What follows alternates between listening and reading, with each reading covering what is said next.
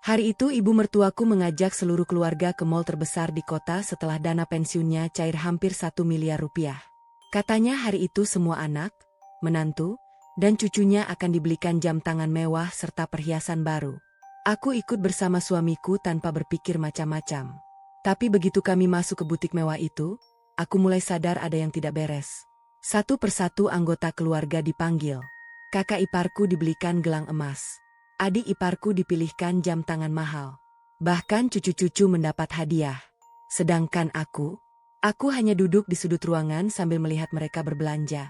Lalu di depan teman-teman dan tetangganya, ibu mertuaku tersenyum sinis dan berkata kalau aku tidak cocok memakai barang mewah karena penampilanku terlalu sederhana. Semua orang tertawa. Suamiku hanya diam. Aku juga diam. Sampai seorang petugas butik tiba-tiba menghampiriku dan menatap tas kecil yang kubawa sejak tadi. Wajahnya langsung berubah. Lalu ia memanggil manajer butik. Dan saat mereka mulai menghitung harga barang yang kupakai satu persatu, ternyata, jangan lupa like dan komentar dari mana asal kota kalian masing-masing. Subscribe agar channel ini bisa menyajikan cerita yang seru dan menarik setiap harinya. Terima kasih dan selamat menonton. Namaku Fania. Sudah hampir 6 tahun aku menikah dengan suamiku. Selama itu juga, aku terbiasa menjadi menantu yang paling sering diremehkan di keluarga suamiku. Bukan karena aku pernah berbuat salah. Bukan juga karena aku tidak menghormati orang tua. Masalahnya cuma satu. Aku tidak suka menunjukkan apa yang kumiliki. Aku lebih nyaman memakai pakaian sederhana, tidak banyak bicara, dan tidak suka pamer di depan orang lain. Sayangnya, di keluarga suamiku, penampilan adalah segalanya. Kalau terlihat mewah, dianggap sukses. Kalau terlihat sederhana, dianggap biasa saja. Pagi itu grup keluarga tiba-tiba ramai. Ibu mertuaku mengirim pesan panjang. Dana pensiunnya baru saja cair. Jumlahnya hampir 1 miliar rupiah. Sejak beberapa hari sebelumnya, beliau memang terus membicarakan uang itu kepada siapa saja yang ditemui. Tetangga tahu, teman arisan tahu, saudara jauh juga tahu. Seolah seluruh dunia harus tahu kalau beliau baru menerima uang dalam jumlah besar. Siang harinya, ibu mertuaku mengumumkan sesuatu. Beliau mengajak seluruh keluarga ke mall terbesar di kota. Katanya beliau ingin mentraktir semua anak, menantu, dan cucu-cucunya. Bahkan beliau sudah memesan tempat makan dan berencana membeli hadiah untuk semua orang. Suamiku terlihat senang. Aku ikut senang untuk beliau. Bagaimanapun juga, itu hasil kerja keras puluhan tahun. Aku tidak berpikir macam-macam. Aku hanya menyiapkan diri dan ikut berangkat. Saat hendak pergi, aku mengenakan kaos polos favoritku, celana panjang sederhana, sepatu yang paling nyaman, lalu membawa tas kecil yang biasa kupakai sehari-hari. Begitu melihatku, ibu mertuaku langsung mengerutkan dahi. "Van, kamu mau ke mall pakai baju begitu?" Aku tersenyum. "Memangnya kenapa, Bu?" "Ya nggak cocok saja, kita mau ke tempat bagus." Aku hanya tertawa kecil. "Yang penting rapi, Bu." Beliau tidak menjawab. Tapi ekspresi wajahnya langsung berubah tidak suka. Sepanjang perjalanan menuju mall, aku beberapa kali mendengar beliau membanding-bandingkanku dengan kakak iparku. Katanya kakak iparku selalu tahu cara berpakaian. Katanya kakak iparku terlihat berkelas. Katanya menantu yang pintar harus tahu cara menjaga gengsi keluarga. Aku hanya menatap keluar jendela. Suamiku yang duduk di sampingku juga memilih diam. Aku sudah terlalu sering mengalami hal seperti itu. Setibanya di mall, ternyata bukan hanya keluarga yang datang. Ada beberapa tetangga dan teman ibu mertuaku yang ikut bergabung. Mereka langsung mengelilingi beliau. Aku bisa melihat bagaimana ibu mertuaku menikmati perhatian itu. Beliau bercerita tentang dana pensiunnya. Beliau bercerita tentang rencana membeli hadiah mahal. Beliau tertawa paling keras. Beliau menjadi pusat perhatian. Lalu kami masuk ke sebuah butik jam tangan dan perhiasan mewah. Jujur saja, tempat itu memang sangat besar. Lampunya terang. Etalasenya berkilau. Hampir semua barang di sana memiliki harga yang fantastis. Begitu masuk, ibu mertuaku langsung berkata dengan suara keras. "Hari ini semuanya pilih yang disukai. Ibu yang bayar." Semua orang bersorak senang. Kakak iparku langsung mencoba gelang. Adik iparku melihat-lihat jam tangan. Teman-teman ibu mertuaku terus memuji beliau. Aku sendiri hanya berdiri di belakang. Aku memang tidak terlalu tertarik. Aku sudah tidak berada di fase ingin memakai perhiasan mencolok kemana-mana. Bagiku kenyamanan jauh lebih penting. Namun beberapa menit kemudian, aku mulai menyadari sesuatu. Semua orang dipanggil satu persatu. Semua orang dipilihkan hadiah. Semua orang mendapat perhatian. Kecuali aku. Awalnya kupikir mungkin ibu mertuaku belum sempat. Tapi semakin lama, aku semakin sadar kalau itu memang sengaja. Beliau bahkan memanggil cucu-cucunya terlebih dahulu. Lalu memanggil teman-temannya untuk ikut melihat-lihat koleksi. Sementara aku benar-benar diabaikan. Aku berusaha tidak peduli. Sampai akhirnya salah satu teman ibu mertuaku bertanya, "Bu, menantunya yang itu belum dipilihkan?" Wanita itu menunjuk ke arahku. Aku langsung menoleh. Ibu mertuaku tertawa kecil. Lalu menjawab dengan suara yang cukup keras hingga semua orang bisa mendengarnya. "Ah, Fania nggak perlu." Beberapa orang terlihat bingung. "Lo kenapa?" Beliau tersenyum sambil melihat pakaianku dari atas sampai bawah. Orangnya sederhana sekali. Dibelikan yang mahal juga paling nggak dipakai. Beberapa orang tertawa. Dadaku langsung terasa sesak. Aku berusaha tersenyum. Tapi jujur saja, sakit rasanya dipermalukan seperti itu di depan banyak orang. Belum cukup sampai di situ.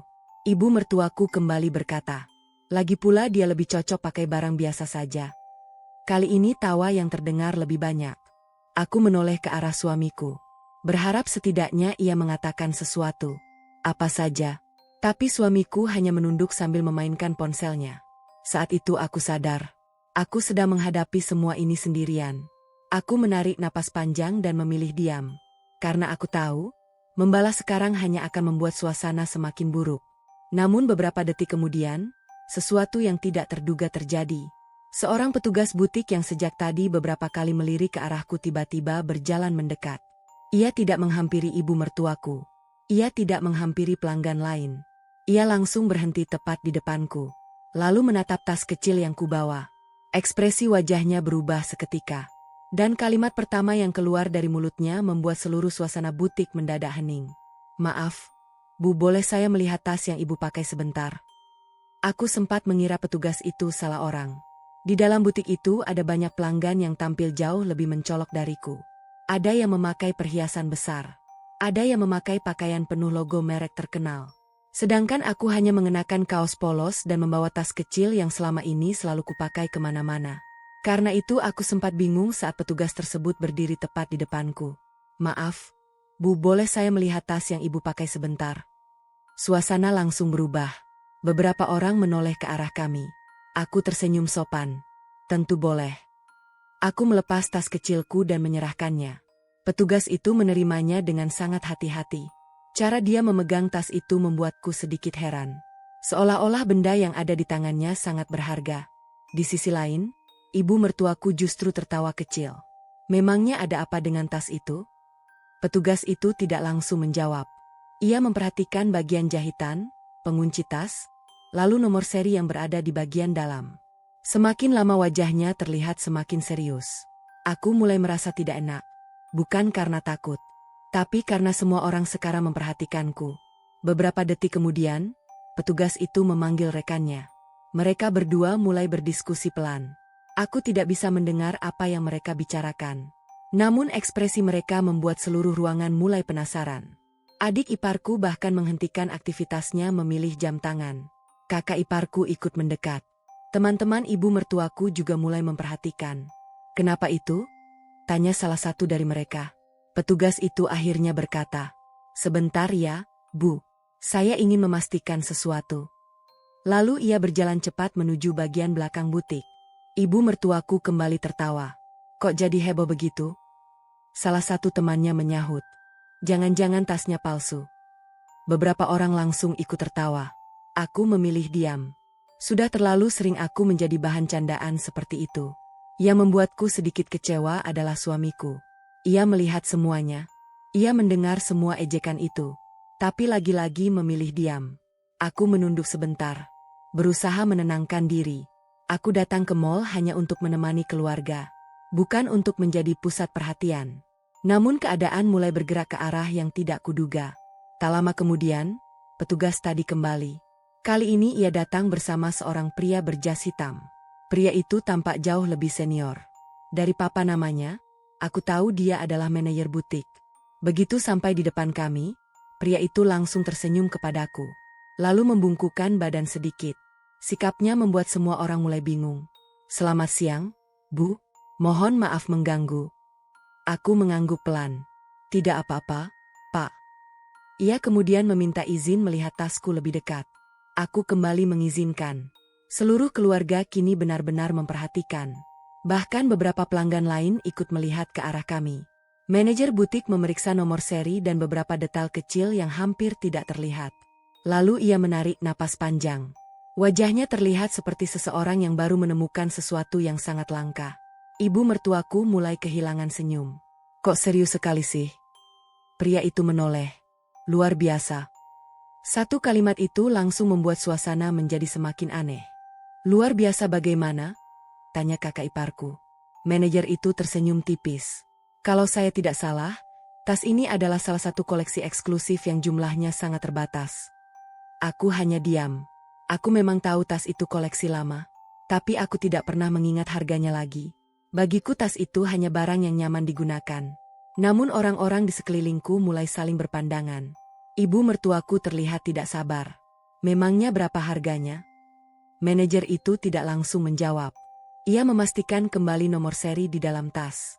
Kemudian ia menatapku. "Bu, apakah tas ini memang milik pribadi Ibu?" Aku mengangguk. "Iya." Pria itu tersenyum sopan. Lalu mengucapkan kalimat yang membuat seluruh butik mendadak sunyi. "Kalau tas ini asli dan dokumennya lengkap, nilai pasarnya saat ini bisa mencapai lebih dari 2 miliar rupiah." Tidak ada yang berbicara. Tidak ada yang tertawa. Semua orang seperti lupa cara bernapas. Aku bisa melihat wajah ibu mertuaku perlahan berubah pucat. Kakak iparku membeku. Adik iparku menatap tasku tanpa berkedip. Bahkan teman-teman ibu mertuaku yang tadi paling keras menertawakanku kini saling memandang dengan wajah tidak percaya. Dan saat semua orang masih berusaha mencerna angka itu, tatapan manajer butik tiba-tiba berpindah ke pakaianku. Ia melihat kaos yang kupakai, lalu melihat sepatuku, kemudian menatap jam tangan di pergelangan tanganku. Ekspresinya langsung berubah lagi, seolah ia baru menyadari sesuatu yang jauh lebih mengejutkan. "Maaf, Bu." Ia menelan ludah. "Lalu, apakah semua yang Ibu pakai hari ini juga milik pribadi Ibu?" Dadaku langsung berdebar. Karena dari cara pria itu bertanya, aku tahu kejutan yang sebenarnya mungkin baru saja dimulai. Jujur saja, aku mulai merasa tidak nyaman. Seumur hidupku, aku tidak pernah suka menjadi pusat perhatian. Apalagi perhatian seperti ini. Puluhan pasang mata kini menatap ke arahku. Bukan karena aku melakukan kesalahan, tapi karena tas yang selama ini dianggap murahan ternyata bernilai lebih dari 2 miliar rupiah. Aku bahkan bisa melihat wajah ibu mertuaku yang masih berusaha mencerna apa yang baru saja didengarnya. "Mustahil." Itu kalimat pertama yang keluar dari mulut beliau. Manajer butik tersenyum sopan. "Saya mengerti kalau ini terdengar mengejutkan, Bu. Tapi saya cukup yakin." Ibu mertuaku langsung mendekat. "Lihat lagi yang benar. Jangan sampai salah." Manajer itu mengangguk. "Tentu, Bu." Ia kembali menunjukkan beberapa detail pada tas tersebut. Nomor seri, material, jahitan, aksesori logam. Semuanya sesuai. Aku bisa melihat bagaimana wajah ibu mertuaku perlahan kehilangan warna. Sedangkan teman-temannya mulai berbisik-bisik. "Tasnya saja 2 miliar? Serius? Jangan-jangan dia memang orang kaya?" Kalimat terakhir itu membuat ibu mertuaku terlihat semakin tidak nyaman. Karena selama bertahun-tahun, beliau selalu menggambarkanku sebagai menantu biasa yang tidak punya apa-apa. Kini cerita itu mulai runtuh di depan banyak orang. Namun ternyata kejutan belum selesai. Manajer butik kembali menatapku. Kemudian pandangannya turun ke kaos yang kupakai. Kaos polos warna krem. Tidak ada logo besar. Tidak ada tulisan mencolok. Sekilas memang terlihat seperti kaos biasa. "Bu, maaf kalau saya lancang. Tapi apakah saya boleh melihat label bagian dalam kaos Ibu?" Aku tersenyum kecil. "Boleh." Semua orang langsung memperhatikan. Aku bahkan mendengar kakak iparku berbisik. "Memangnya kaos bisa semahal apa?" Aku hampir tertawa mendengarnya. Karena sebenarnya aku sendiri sudah lama tidak memperhatikan harga pakaian yang kubeli. Bagiku yang penting nyaman. Manajer butik memeriksa label tersebut beberapa detik. Lalu ia mengangguk pelan. Wajahnya kembali berubah. Persis seperti saat melihat tasku tadi. Dadaku mulai berdebar. Karena aku tahu apa yang akan terjadi berikutnya. Dan benar saja, manajer itu menoleh ke arah keluarga suamiku. Luar biasa. Kalimat itu kembali keluar. Kali ini lebih pelan. Lebih serius. Ibu mertuaku langsung bertanya, "Berapa?" Manajer itu menjawab tanpa ragu. "Kalau saya tidak salah, kaos yang dipakai Bu Fania berasal dari koleksi terbatas. Harga pasarnya sekarang sekitar 30 juta rupiah." Ruangan kembali hening. Aku mendengar seseorang menjatuhkan kotak perhiasan kecil. Semua orang membeku. 30 juta. Untuk sebuah kaos polos. Angka itu terdengar tidak masuk akal bagi banyak orang. Termasuk keluarga suamiku. Adik iparku langsung tertawa kaku. "Nggak mungkin." Manajer butik tetap tenang. "Sangat mungkin." Aku melihat teman-teman ibu mertuaku mulai memperhatikanku dari ujung kepala sampai kaki. Tatapan mereka berbeda sekarang. Bukan lagi tatapan meremehkan, melainkan tatapan penasaran. Aku sebenarnya tidak menyukai perasaan itu. Karena semua ini bukan sesuatu yang ingin kupamerkan. Namun keadaan sudah terlanjur berjalan. Lalu perhatian mereka beralih ke celanaku. Celana panjang sederhana berwarna gelap yang selama ini tidak pernah dianggap istimewa. Manajer butik kembali meminta izin. Aku mengangguk. Ia melihat detail kecil pada bagian jahitan dan label. Kemudian menghela napas panjang. Seolah dirinya sendiri tidak percaya. Ibu mertuaku mulai terlihat gelisah. Beliau beberapa kali menelan ludah. Dan ketika angka berikutnya disebutkan, aku melihat wajah beliau langsung pucat. Nilai koleksi celana ini saat ini bisa mencapai lebih dari 100 juta rupiah. Seketika terdengar suara napas tertahan dari berbagai arah. Salah satu teman ibu mertuaku bahkan sampai menutup mulutnya. Kakak iparku kini tidak lagi tersenyum.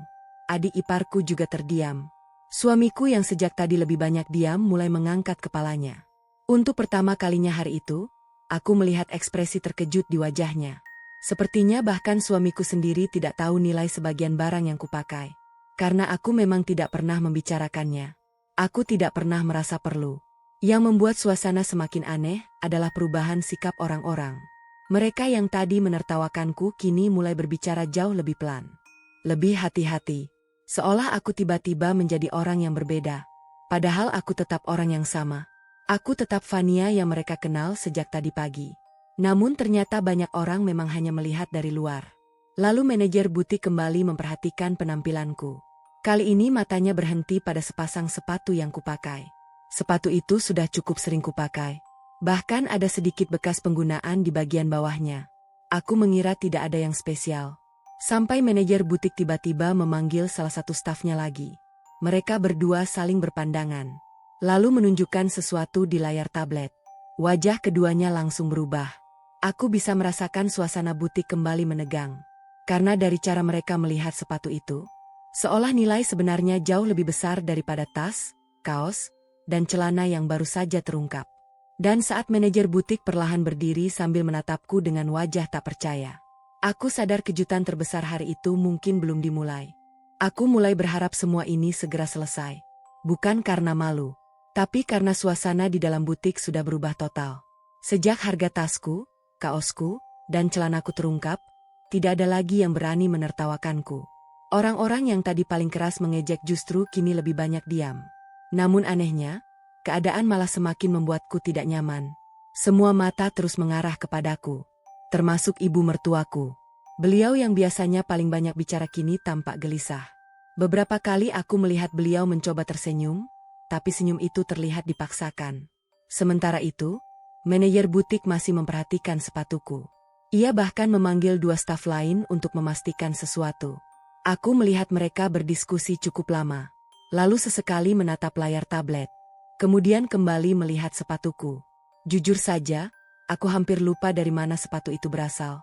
Sudah cukup lama aku memilikinya. Aku hanya ingat membelinya karena nyaman dipakai berjalan jauh. Tidak lebih.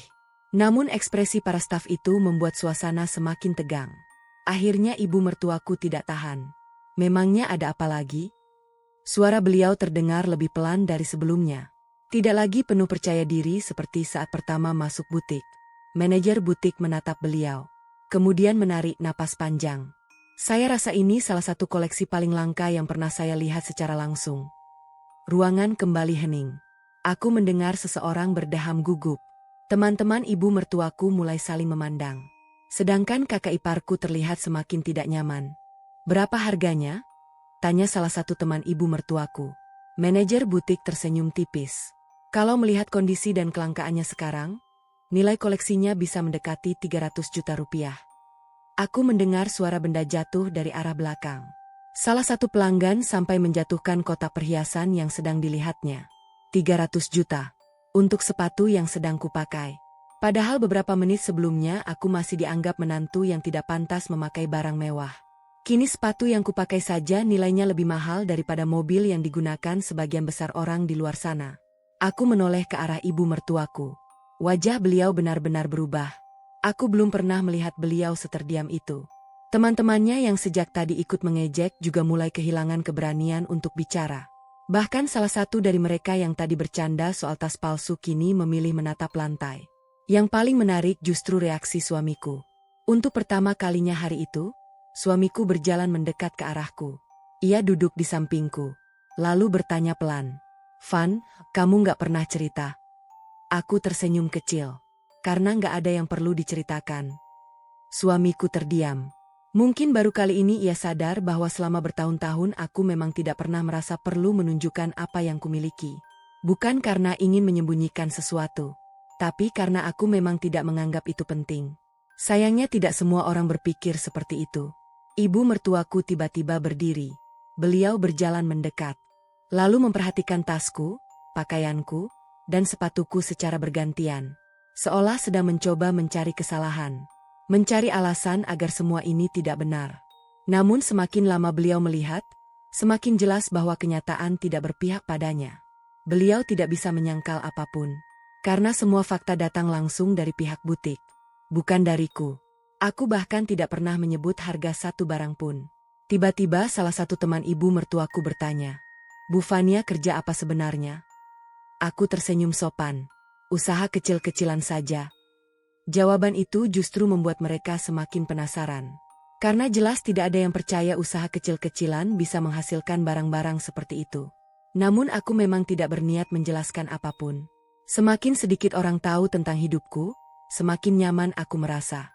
Di tengah suasana yang masih tegang itu, pandangan manajer butik tiba-tiba berhenti pada pergelangan tangan kiriku. Aku langsung sadar apa yang sedang ia lihat. Jam tangan. Jam yang sejak tadi tidak diperhatikan siapapun. Karena tampilannya sangat sederhana. Tidak berkilau.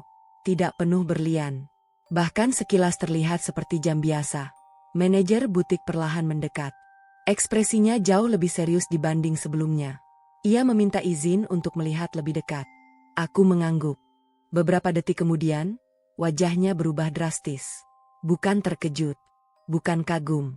Tapi seperti seseorang yang baru menemukan sesuatu yang sangat sulit dipercaya. Ia langsung memanggil staf lain. Lalu meminta mereka menutup layar kasir dan membuka katalog khusus di tablet. Aku bisa merasakan ketegangan menyebar ke seluruh ruangan. Karena jika tas, kaos, celana, dan sepatu saja sudah membuat semua orang terdiam, maka reaksi manajer butik terhadap jam tanganku jelas menunjukkan satu hal. Nilainya mungkin jauh lebih besar dari semuanya. Dan saat ia akhirnya mengangkat kepala sambil menatapku dengan wajah pucat, aku tahu badai yang sebenarnya baru akan dimulai. Aku bisa merasakan seluruh suasana butik berubah. Jika sebelumnya orang-orang masih bisa berbisik dan saling bertukar pandangan, kini semuanya benar-benar diam. Perhatian mereka tertuju pada satu benda. Jam tangan di pergelangan tanganku. Jam yang selama ini tidak pernah menarik perhatian siapapun. Bahkan ibu mertuaku yang suka mengomentari penampilanku tidak pernah sekalipun menanyakan jam itu. Mungkin karena tampilannya terlalu sederhana. Tidak ada berlian. Tidak ada warna mencolok. Tidak ada kesan pamer. Hanya jam tangan dengan desain bersih dan elegan. Namun justru karena itulah, hanya orang tertentu yang mengenali nilainya. Manajer butik memegang tablet di tangannya. Aku melihat beberapa foto dan data muncul di layar. Lalu ia membandingkannya dengan jam yang kupakai. Sekali, dua kali, tiga kali. Semakin lama wajahnya semakin tegang. Aku bahkan melihat salah satu staf menelan ludah. Sementara ibu mertuaku mulai gelisah. Memangnya kenapa lagi? Tidak ada yang menjawab. Manajer butik masih fokus memeriksa. Sampai akhirnya ia mengangkat wajahnya. Lalu berkata pelan, "Bu, apakah jam ini warisan keluarga?" Aku menggeleng. "Bukan." "Sudah lama memilikinya?" "Cukup lama." Ia kembali terdiam. Lalu menarik napas panjang. Astaga. Kalimat itu keluar begitu saja dari mulutnya. Seketika seluruh ruangan semakin tegang. Aku melihat kakak iparku mulai memegang kursi di sampingnya. Sedangkan adik iparku terus memperhatikan jam di tanganku tanpa berkedip. Ibu mertuaku terlihat semakin pucat. Beliau mungkin sudah takut mendengar angka berikutnya. Dan ketakutan itu ternyata tidak salah. Karena beberapa detik kemudian, manajer butik berkata, "Kalau saya tidak salah, ini salah satu koleksi langka yang sangat sulit ditemukan." Ia berhenti sebentar. Lalu melanjutkan. "Nilai pasarnya saat ini sekitar 2,4 miliar rupiah. Tidak ada suara, tidak ada gerakan, tidak ada yang bereaksi selama beberapa detik. Seolah seluruh butik mendadak kehilangan suara. 2,4 miliar. Hanya untuk 1 jam tangan."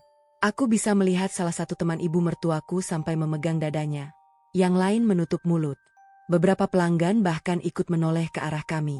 Sementara ibu mertuaku benar-benar kehilangan kata-kata. Beliau hanya menatap jam itu.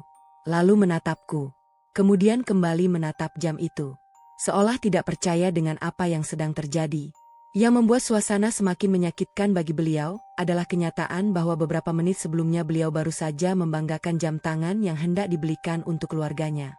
Padahal nilai 1 jam yang kupakai ternyata jauh melebihi seluruh belanjaan hari itu. Aku tidak merasa bangga. Aku justru merasa sedih. Karena semua ini sebenarnya tidak perlu terjadi. Kalau saja sejak awal mereka tidak menilai orang dari penampilan. Kalau saja mereka tidak mempermalukanku di depan banyak orang. Namun semuanya sudah terlanjur. Tiba-tiba salah satu teman ibu mertuaku berkata, "Bu Lilis, menantu ibu ternyata luar biasa ya." Kalimat itu terasa seperti tamparan. Karena beberapa jam sebelumnya, orang yang sama ikut menertawakanku. Kini nadanya berubah 180 derajat.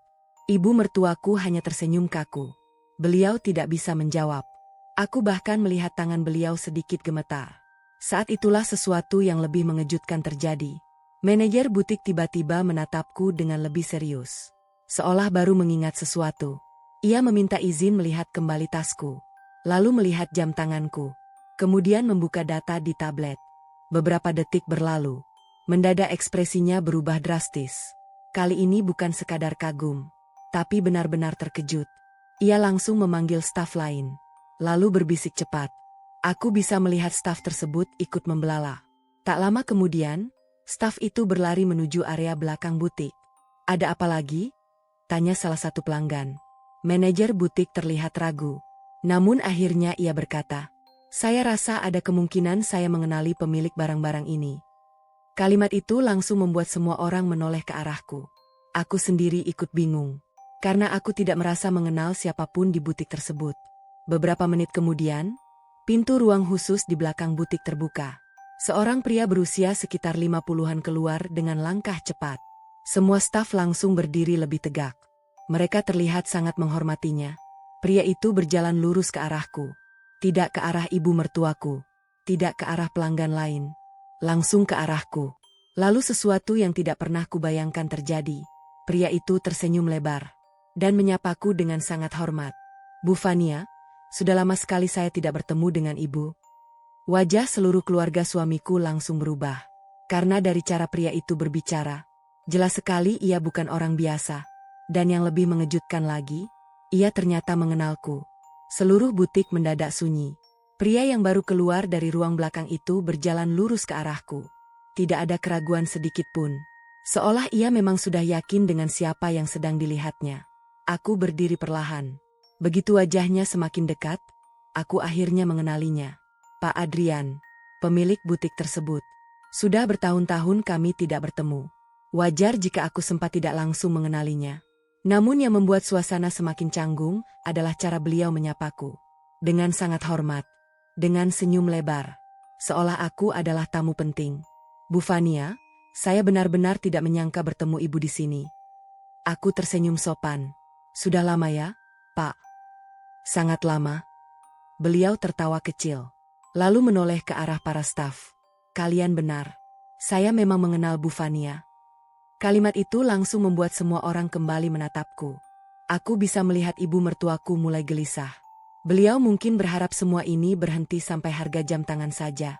Tapi ternyata masih ada fakta lain yang akan muncul. Pak Adrian kembali berbicara. Kalau saya tidak salah, sebagian koleksi yang ibu pakai hari ini dibeli di sini beberapa tahun lalu. Aku mengangguk. Betul. Beliau tersenyum. Dan semuanya termasuk koleksi yang sangat sulit didapat. Aku mulai merasa tidak nyaman. Karena aku tahu pembicaraan ini akan semakin menarik perhatian banyak orang. Padahal dari awal aku tidak pernah berniat menunjukkan apapun. Namun keadaan sudah terlanjur berkembang. Salah satu teman ibu mertuaku akhirnya memberanikan diri bertanya. Pak, memang Bu Fania ini siapa? Pertanyaan itu membuat seluruh ruangan kembali hening. Pak Adrian tampak berpikir sejenak. Lalu menjawab dengan hati-hati. Yang pasti, Bu Fania adalah salah satu pelanggan yang cukup kami hormati. Ibu mertuaku terlihat bingung. Pelanggan? Iya. Karena beliau sering membeli koleksi langka untuk disimpan sebagai aset. Kalimat itu langsung membuat beberapa orang terbelalak. Aset. Bukan sekadar barang mewah. Aset. Perbedaan satu kata itu membuat suasana berubah. Karena banyak orang membeli barang mahal untuk pamer. Sedangkan barang-barang yang kupunya justru lebih sering kusimpan sebagai investasi jangka panjang. Pak Adrian melanjutkan. Beberapa koleksi yang pernah dibeli Bu Fania nilainya sekarang sudah naik berkali-kali lipat. Aku hanya tersenyum kecil. Sebenarnya itu bukan rahasia besar. Tapi juga bukan sesuatu yang biasa kuceritakan kepada orang lain. Apalagi keluarga. Karena setiap kali uang dibicarakan, masalah biasanya ikut datang. Dan aku tidak suka masalah. Sayangnya hari itu semua rahasia yang selama ini kusimpan mulai terbuka satu persatu. Lalu Pak Adrian mengucapkan kalimat yang benar-benar membuat ibu mertuaku kehilangan warna wajah. Saya masih ingat salah satu transaksi terbesar yang pernah dilakukan Bu Fania di butik kami. Dadaku langsung berdebar. Aku tahu persis transaksi mana yang dimaksud. Dan aku berharap beliau tidak membahasnya. Namun semuanya sudah terlambat. Nilainya saat itu lebih besar daripada omzet bulanan beberapa cabang kami. Ruangan mendadak sunyi total. Aku melihat ibu mertuaku memegang sandaran kursi. Kakak iparku sampai tidak berkedip. Sedangkan adik iparku terlihat benar-benar syok. Bahkan suamiku ikut menatapku dengan wajah yang belum pernah kulihat sebelumnya. Wajah seseorang yang baru sadar bahwa ia tidak benar-benar mengenal istrinya. Aku menghela napas pelan. Bukan karena bangga. Justru karena sedih. Karena semua orang kini hanya fokus pada angka. Padahal selama bertahun-tahun aku selalu berusaha menjadi bagian keluarga yang sederhana. Aku selalu menghormati ibu mertuaku. Aku selalu membantu saat dibutuhkan. Aku tidak pernah pamer. Aku tidak pernah membanding-bandingkan siapapun. Tapi semua itu tidak pernah dianggap penting. Yang mereka lihat hanya penampilan luar. Dan karena aku tampil sederhana, mereka menganggapku tidak berharga. Saat itulah aku melihat suamiku berdiri. Perlahan. Tanpa tergesa-gesa, semua orang langsung menoleh ke arahnya. Termasuk aku. Jujur saja, aku tidak tahu apa yang akan dilakukannya. Karena sejak awal hari itu, suamiku lebih banyak diam. Diam saat aku tidak dibelikan hadiah. Diam saat aku ditertawakan. Diam saat aku dipermalukan. Diam saat aku dianggap tidak pantas memakai barang mewah. Namun kali ini ekspresinya berbeda. Sangat berbeda. Aku melihat rahangnya mengeras. Matanya menatap lurus ke arah ibu mertuaku. Lalu untuk pertama kalinya hari itu, suamiku membuka suara. Bu. Suasana langsung menegang. Karena dari nada bicaranya saja, aku tahu sesuatu yang besar akan terjadi. Dan beberapa detik kemudian, suamiku melangkah maju ke tengah ruangan. Siap mengatakan sesuatu yang selama bertahun-tahun tidak pernah berani ia katakan. Seluruh butik mendadak sunyi. Aku melihat suamiku berdiri di tengah ruangan. Tatapannya lurus ke arah ibu mertuaku. Tidak ada senyum. Tidak ada keraguan. Dan yang paling mengejutkan, tidak ada lagi sikap diam yang selama ini selalu kulihat. Bu. Suara suamiku terdengar berat. Ibu mertuaku langsung menoleh. Ada apa? Namun kali ini suamiku tidak langsung menjawab. Ia menarik napas panjang. Lalu menatapku sebentar. Tatapan itu membuat dadaku terasa hangat. Karena untuk pertama kalinya hari itu, Aku merasa suamiku benar-benar melihat apa yang selama ini kurasakan. Bu, aku capek. Kalimat itu membuat semua orang bingung. Ibu mertuaku mengernyit. Capek apa? Suamiku menggeleng pelan. Capek lihat Fania terus diremehkan. Jantungku langsung berdegup kencang. Aku bahkan tidak percaya mendengar kalimat itu keluar dari mulutnya. Karena selama bertahun-tahun, inilah kalimat yang selalu ingin ku dengar. Namun tidak pernah datang. Sampai hari ini, ibu mertuaku tampak terkejut. Kamu ngomong apa? Aku ngomong yang sebenarnya. Suamiku menatap beliau tanpa mengalihkan pandangan. Sejak kami menikah, Fania selalu berusaha menghormati ibu. Ia nggak pernah membantah. Nggak pernah pamer. Nggak pernah membandingkan siapapun. Tapi ibu terus membanding-bandingkan dia. Suasana menjadi semakin tegang. Teman-teman ibu mertuaku hanya bisa diam. Kakak iparku dan adik iparku juga tidak berani menyela. Suamiku melanjutkan. Hari ini bahkan semua orang dibelikan hadiah. Lalu Fania sengaja dibiarkan duduk sendiri. Aku menunduk. Luka yang sejak tadi kutahan kembali terasa. Karena memang itu yang paling menyakitkan. Bukan soal hadiah, tapi soal perlakuannya. Soal dipermalukan di depan banyak orang. Ibu mertuaku mulai terlihat panik. Tapi ibu cuma bercanda. Suamiku langsung menggeleng. Itu bukan bercanda, Bu. Itu penghinaan. Kalimat itu terdengar sangat keras. Untuk pertama kalinya dalam hidupku, ada seseorang yang mengakui rasa sakit yang selama ini selalu dianggap sepele. Air mataku mulai terasa hangat. Namun aku berusaha menahannya, karena aku ingin mendengar semuanya. Suamiku lalu menoleh ke arah teman-teman ibu mertuaku. Kalian semua lihat sendiri.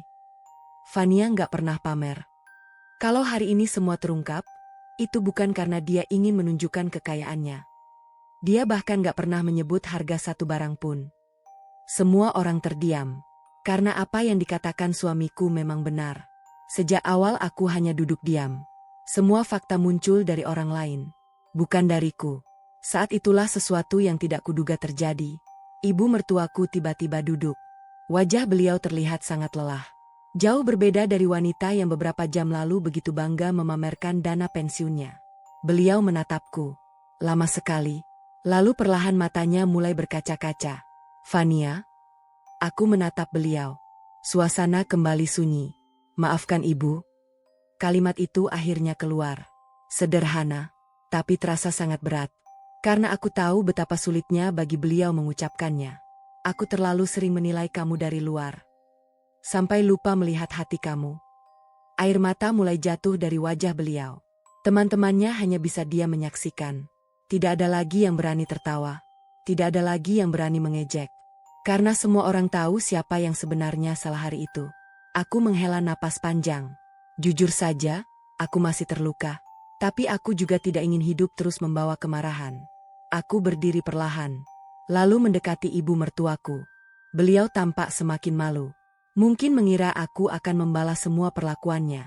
Namun aku tidak melakukannya. Aku hanya tersenyum pelan. Kemudian berkata, Bu, harga sebuah manusia nggak pernah ditentukan dari pakaian yang dia pakai. Seluruh ruangan kembali hening. Aku melanjutkan. Kalau hari ini saya memakai barang biasa, saya tetap orang yang sama. Kalau hari ini saya memakai barang mahal, saya juga tetap orang yang sama.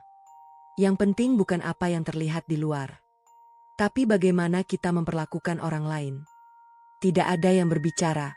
Beberapa orang bahkan terlihat menunduk. Karena mereka tahu kalimat itu ditujukan untuk semua orang yang tadi ikut meremehkanku.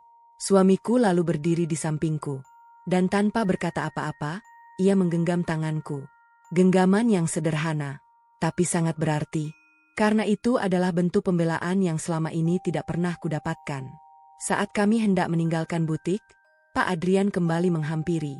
Beliau tersenyum. Lalu berkata, Bu Fania, hari ini semua orang belajar sesuatu yang mahal. Aku tersenyum. Mudah-mudahan begitu, Pak. Kami kemudian berjalan keluar. Melewati ibu mertuaku. Melewati kakak iparku. Melewati adik iparku. Melewati semua orang yang tadi menertawakanku. Tidak ada lagi ejekan. Tidak ada lagi tatapan merendahkan. Yang tersisa hanya rasa malu dan penyesalan.